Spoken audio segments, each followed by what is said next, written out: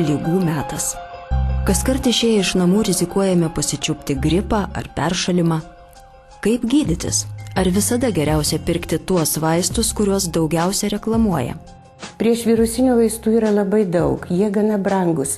Panikos apimtas žmogus dažnai nusiperka pirmą pasiūlytą vaistą, negalvodamas, ar iš tikrųjų šiuo metu jam jo reikia ir nežiūrėdamas į kainą.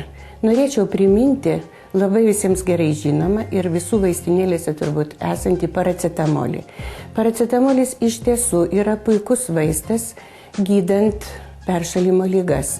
Jis mažina padidėjusią kūno temperatūrą, malšina galvos, raumenų skausmus, silpnina gripo požymius, taip pat yra saugus vartoti. Jį gali naudoti tiek vaikai, tiek suaugę, saugiomis dozėmis ir trumpais kursais, nėščiosios bei žindyvės. Senas geras lietuviškas paracetamolis, patikrintas ir pacientų, ir laiko. Jį gamina Sanitas, didžiausia ir seniausia lietuviška vaistų bendrovė. Jos paracetamolis keliskart pigesnis už kai kurių firmų užsienietišką. Iš tikrųjų, mūsų vaistai nieko praktiškai nesiskiria nuo užsienietiškų vaistų. Gal tik tai kaina. Aš manyčiau, kad išpūstas burbulas, kada ieškoma importinių, brangių vaistų ir nenaudojama tokių pat gerų, kokybiškų vaistų, kaip ir mūsų lietuviški. Paracetamolis yra išleidžiamas žvakučių pavidalu, tablečių, įeina į skystų suspensijų sąstatą. Kaip minėjau, peršalimo lygom dar gali kartais būti naudojami kompleksiniai preparatai, kur paracetamolis įeina šalia kitų į kitų vaistų sudėtį. Tačiau tos kitos sudėtinės vaisto dalys gali sukelti organizmo alerginės ir kitas reakcijas, todėl būtų geriau naudoti paprastą vieną ligos pradžioje vieną paracetamolį.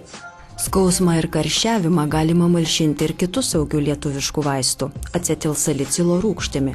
Mes ją įpratę vadinti tiesiog aspirinu. Aspirinas ne tik nuo peršalimo ir gripo. Specialistai sako, kad jis gali būti ir puikiai profilaktikos priemonė.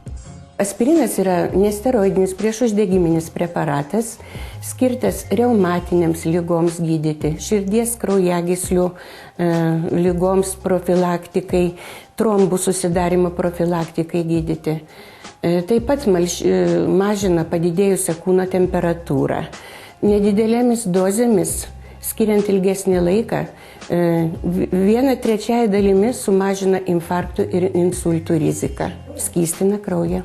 Neleidžia trombocitam sudaryti krešulius. Tačiau reikėtų prisiminti, kad jis turi ir pašalinį poveikį. Jo negalima vartoti padidėjus skrandžio rūgštingumui, esant sudirgintam virškinimo traktui, esant opalygiam, sutrikus kraujo krešėjimui, taip pat prieš operaciniam periode.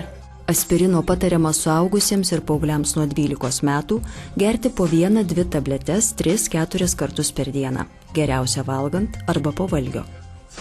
Paracetamolio vyresniems kaip 18 metų rekomenduojama 1 tabletė. Sunkiais atvejais po 2 kas 6 valandas. Paracetamolio paros dozė negali viršyti 4 gramų. Jei ligos simptomai nepraeina ar atsiranda šalutinių reiškinių, dėl tolesnio vaistų vartojimo būtina pasitarti su gydytoju ar vaistininku.